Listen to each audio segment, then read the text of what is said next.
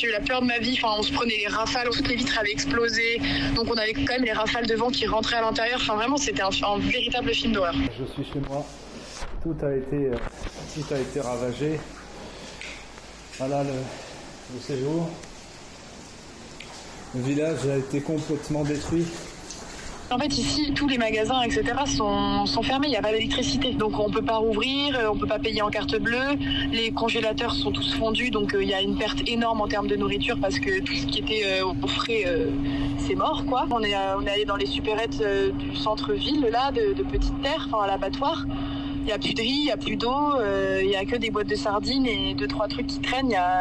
Franchement, les gens, je ne sais pas comment ils font, on va commencer à crever de faim. Moi, je n'ai pas bougé de Petite Terre depuis le début du cyclone. Je n'ai rien pour comparer, mais je sais qu'ici, si on me dit qu'il y a pire ailleurs, je n'ose même pas imaginer ce qu'il y a ailleurs. Je vis dans la ville au nord de Mamoudzou, plus précisément du coup dans un village qui s'appelle Majikavo, Dubaï. Vu les bangas et vu les personnes qui ont rejoint en fait les centres d'accueil, la majeure partie de la population est restée dans les bidonvilles, donc forcément il n'y a plus rien au sol, les tôles volaient de partout et c'est un miracle de rester en vie en fait. Nous, ce qui s'est passé, moi je vivais en coloc dans un quartier qui s'appelle l'Abattoir et c'est un quartier où il y a pas mal de maisons en dur pour le coup, mais c'est des vieilles maisons, donc en fait il y a énormément de toits qui se sont envolés et moi c'est ce qui s'est passé, mon toit s'est envolé et comme la charpente en dessous c'est du bois, la charpente s'est effondrée dans la maison. Ça c'est ma chambre, les cloisons se sont retombées, tout est ravagé. En Petite Terre, tu as aussi des quartiers comme par exemple le quartier de la Vigie, qui est un quartier qui est connu pour avoir énormément de maisons de tôle.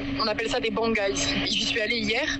Il n'y a pas un banga qui est debout. Il y a des fringues partout, des matelas partout, des meubles partout, des bouts de bois, des bouts de tôle. Enfin, vraiment, c'est horrible, quoi. On n'arrive pas à savoir exactement le nombre de victimes qu'il y a. En fait, comme ici, les gens n'ont pas de réseau et n'ont pas du tout accès aux informations, ils ne savent pas exactement combien il y a de morts. Enfin, tout a été balayé sur le passage. Et donc, du coup, pour les victimes, c'est hyper compliqué. On n'aura jamais le nombre précis, tout simplement parce qu'on a des problèmes de recensement de la population ici à Mayotte. En fait, on comptabilise environ entre 250 et 300 000 habitants officiels. Et en réalité, on est 600 000 à vivre sur l'île avec toute l'immigration qu'il y a ici.